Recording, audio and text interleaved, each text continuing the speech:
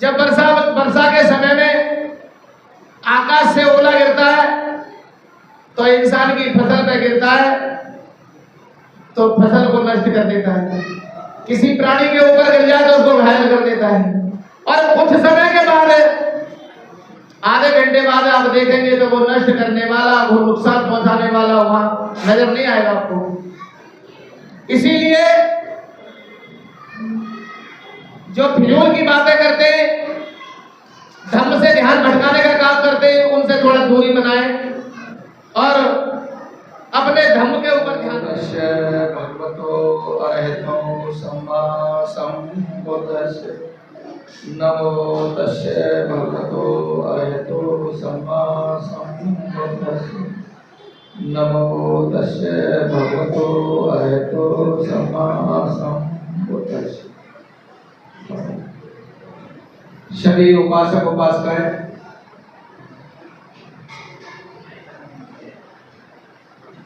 काफी दूर दूर से चलकर यहाँ आए। बुद्ध का धाम बहुत बड़ा है और इसकी कोई सीमा नहीं है, सारा जीवन बीत जाता है। बाबा साहब ने भी कहा कि पढ़ने की कोई उम्र नहीं होती, बुढ़ापे तक भी पढ़ते रहो और धर्म को जितना लंबा करो उतना लंबा कर लो। लेकिन तथागत बुद्ध ने तो 2 लाइनों में ही खत्म कर दिया था। सब पाप संपदा सचित परियोदपनितम बुद्धान शासनम। तथागत बुद्ध ने तो 2 लाइनों में ही समझा दिया है, बाकी हम कितना ही बड़ा करते हैं। तो वर्षा मास का जब 3 महीने का समापन हो गया, सारनाथ में तथागत बुद्ध ने भिक्षुओं को एकत्रित किया और उपासक संघ भी था, सभी वहां बैठे। तब तथागत बुद्ध ने भिक्षु संघ को समझाया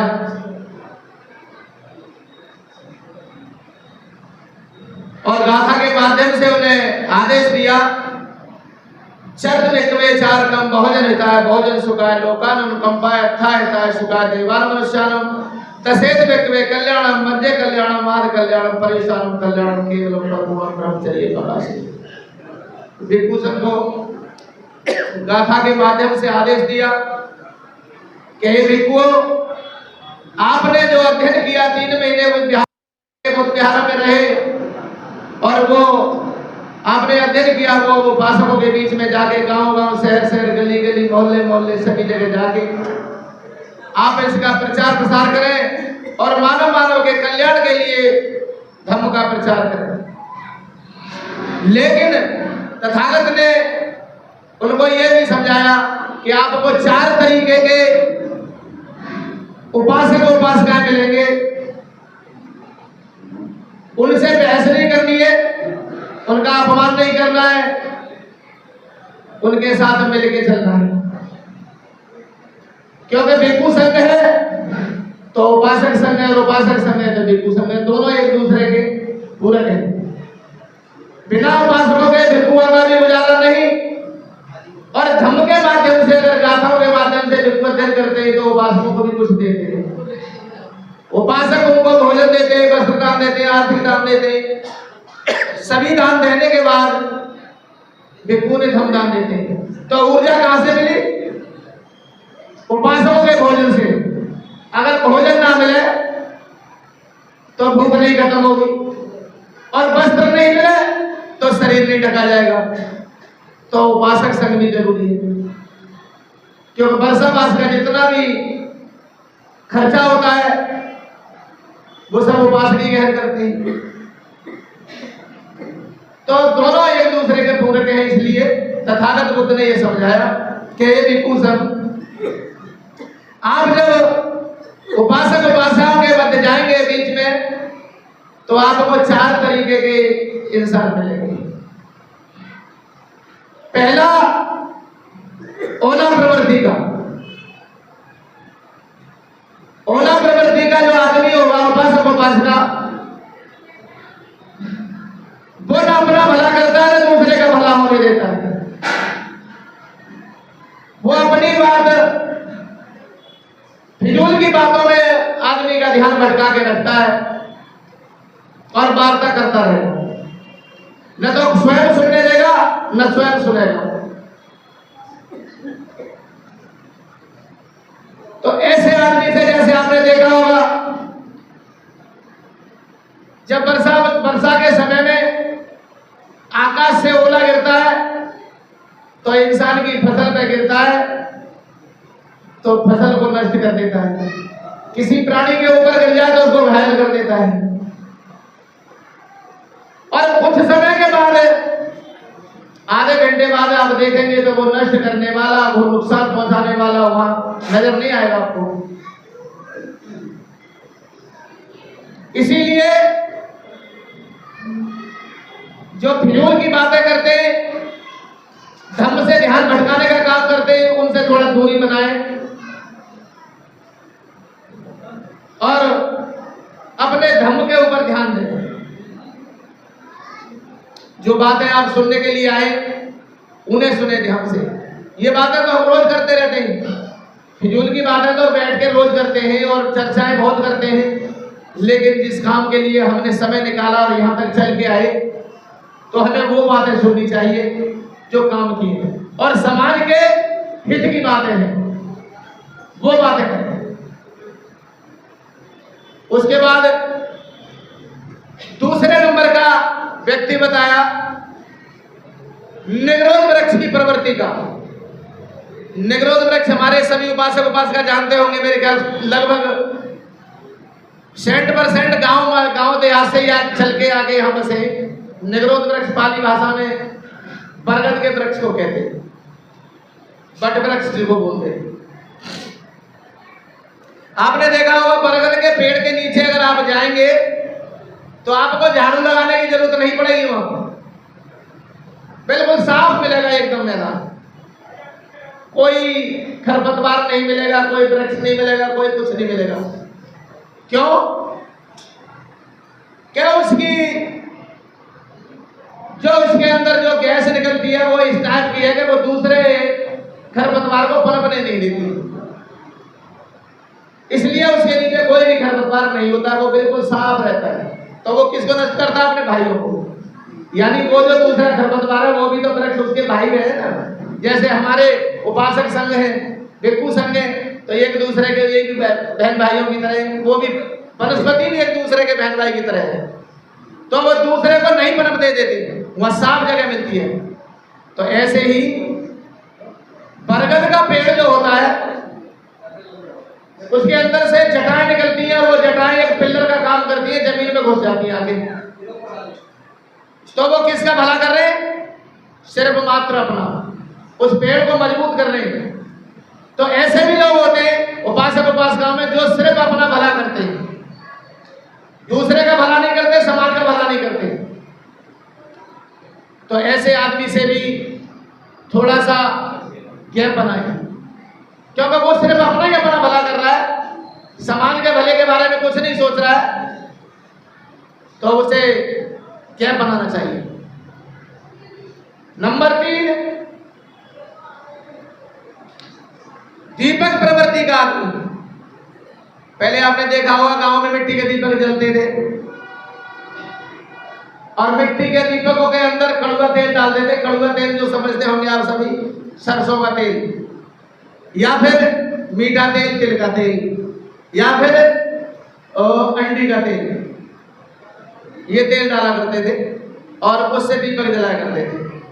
माता बहनें लंबा सा एक डंडा बनाया करती थी, लंबा, और उसमें ऐसा करके एक सकोरा टाइप बना दिया करती थी जिसमें दीपक आराम से रख जाए, गिरे नहीं, और दीपक की रोशनी चलती रहे।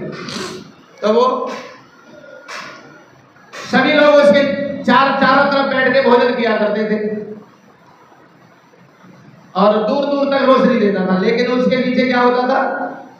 अंधेरा होता था। जो इसके नियर बाई बिल्कुल एकदम नजदीक बैठते थे उनको अंधेरा रहता था, लेकिन दूर दूर बैठते थे उनको उजाला आता था। तो ऐसे दीपक प्रवृत्ति का आदमी जो होता है वो अपने परिवार में अंधेरा रखता है, बाहर उजाला देता है सिर्फ, लेकिन परिवार में अंधेरा रहता है। क्यों? क्या वो धर्म का काम करने को नहीं निकला, वो सिर्फ अपनी चमक बनाने को निकला है। अच्छे कपड़े पहनेगा, सिर में तेल डालेगा, बढ़िया मूंछों में मूंछ है तो मूंछों में एंटी लगाएगा और इधर उधर पहुंच जाएगा। नेतागिरी करेगा फालतू की, बिना बुलाए पहुंच गया, फलाने की बहू खराब है, फलाने की लड़की खराब है, फलाने का लड़का खराब है। अबे भाई, तू एक उंगली दूसरे की तरफ कर रहा है, तीन तेरी तरफ आ रही है ना, ये अंगूठा तेरी तरफ इशारा कर रहा है कि उसका बहू बेटा खराब है, वो एक खराब है। तेरे अंदर तो तीन कमियां, तेरे परिवार को सुधारा है तूने, तू सुधरा नहीं। जब भी आपने देखा होगा कोई भी उपासक उपासका, कोई भी व्यक्ति अपनी बुराई करता देखा है कभी? अपनी बुराई कोई करता देखा है क्या? नहीं देखा होगा। दूसरे की कटाक्ष जरूर करेगा, अरे उसकी बहू तो ऐसी है भाई, उसका लड़का ऐसा है, उसकी लड़की ऐसी है। ये छोड़ो भैया, लीड खींच ली, लास्ट है, पहले तो ढीला था, ये टाइट कैसे नहीं है, बस अब जितना ही है। तो वो दूसरे की बुराई करने वालों के अंदर भी कमियां होती हैं। तो वो आदमी होते हैं दीपक प्रवृत्ति के, जो दूसरों की बुराइयां करते हैं और अपनी नहीं करते, सिर्फ समाज में चमक बनाते हैं। लेकिन समाज सब जानता है कि इसका परिवार कैसा है। वो सबसे पहले जाके बैठेगा, निकलेगा, किसी न किसी के दरवाजे पर जाके बैठ जाएगा, भैया फलाने का लड़का ऐसा, फलाने का। आप पूछ नहीं रहे उसे, लेकिन वो स्वयं बताने लग रहा है। क्यों? मक्खन लगा रहा है। ये घर से तो नाश्ता करके आया नहीं है भाई, समय पे बैठा है तो आप तो चाय की भी पूछेंगे उसको, नाश्ते की भी पूछेंगे और चाय नाश्ता भी देंगे उसे।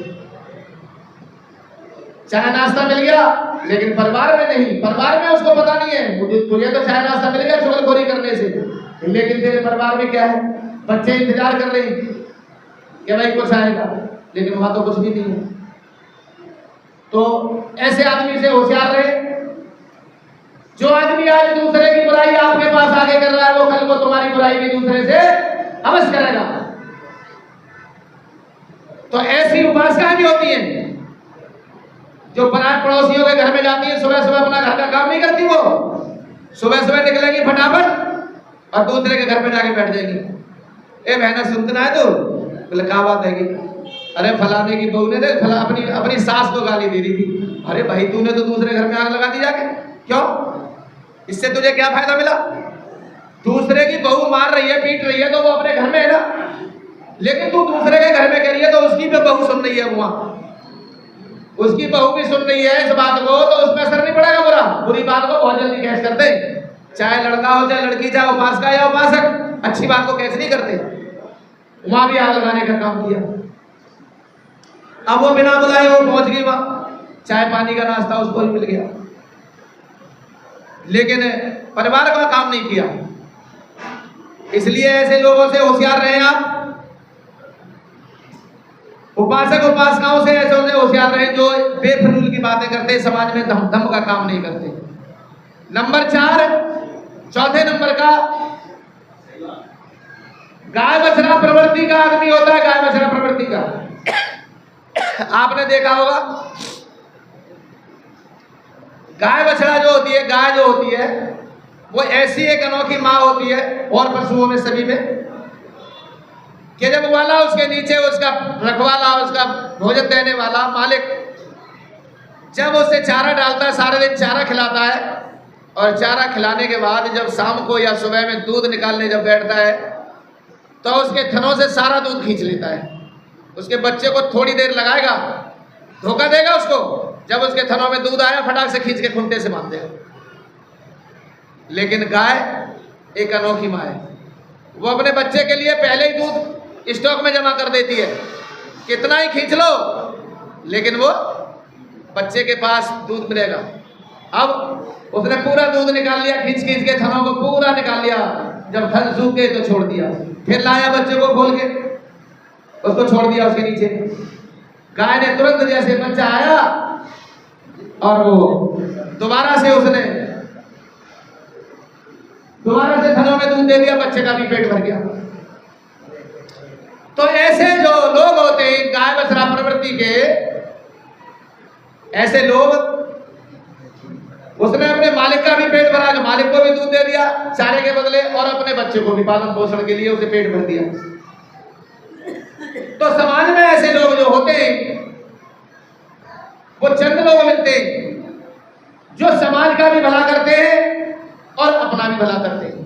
पहले अपना परिवार का भरण पोषण करेंगे, पूरी व्यवस्था बनाएंगे, उसके बाद समय फालतू बचेगा उसको समाज में जाके समाज को सुधारने का काम, समाज में विघटन को खत्म करने का काम, समाज में कई तरह की नाना प्रकार की कुर्तियां होती हैं उनको खत्म करने का काम करते हैं। तो ऐसे उपासक उपासनाओं का हमेशा सहयोग करें, साथ दें और उनके कंधे से कंधा मिला के धर्म का कार्य आगे बढ़ाएं। बहुत बहुत साधुवाद, मंगल हो। भवत सब मंगलम रक्षत सब देवता सब बुद्धान भावे धर्मान भावे संज्ञान भावे सदा सुखी काय और सबका मंगल हो। परिवार में सुख शांति रहे, शमी का कल्याण का मार्ग बने। साधु साधु साधु।